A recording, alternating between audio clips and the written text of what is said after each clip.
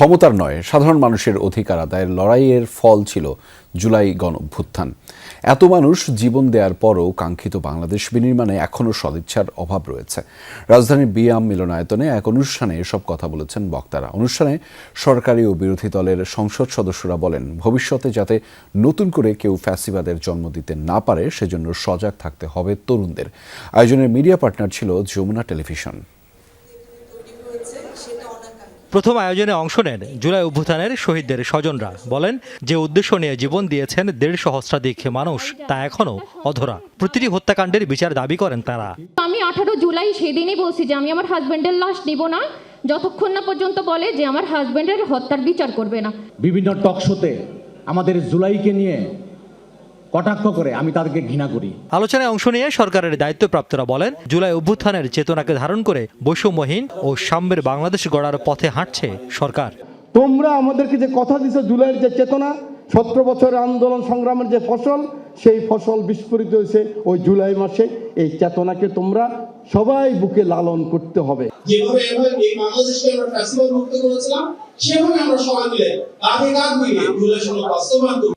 জুলাই সনদ, আওয়ামী লীগের রাজনীতির ভবিষ্যৎ, বর্তমানে সংসদের ভূমিকা সহ নানা ইস্যুতে কথা বলেন সরকারি ও বিরোধী দলের সংসদ সদস্যরা। প্রত্যেকটা হত্যার বিচারের আগে রায় হবে, সর্বোচ্চ শাস্তি হবে, তারপরে বাংলাদেশ চিন্তা করবে যে এটা কোনো রাজনৈতিক দল হিসেবে থাকবে কি থাকবে না। জুলাই স্তম্ভটা দেখলে তাদের মনে পড়ে তারা বাংলাদেশ থেকে পালায় গেছে। আপনার পেছনে যেন কখনোই আর কোনো সুবিধাবাদী মহল সেটা সুবিধা নিতে না পারে। আসেন, জুলাইকে শুধু মুখে কথায় চোখের পানিতে মনে করলে হবে না, কাজে নিয়ে আসতে হবে। জুলাই গণ অভ্যুত্থান পরবর্তী গণমাধ্যমের ভূমিকা নিয়ে আয়োজিত প্যানেল আলোচনায় অংশ নিয়ে বক্তারা অভিযোগ করেন, কিছু গণমাধ্যম এবং সাংস্কৃতিক অঙ্গনের অনেকেই বিগত আওয়ামী লীগ ও শেখ হাসিনার কর্মকাণ্ডকে বৈধতা দেওয়ার চেষ্টা করছেন নানাভাবে। আপনাকে বুঝতে হবে, আমরা শিল্পীরা এবং মিডিয়া কোনটা দেখায় আর কোনটা দেখায় না, এর মধ্য দিয়ে কিন্তু আমরা ন্যারেটিভটা সেট করি।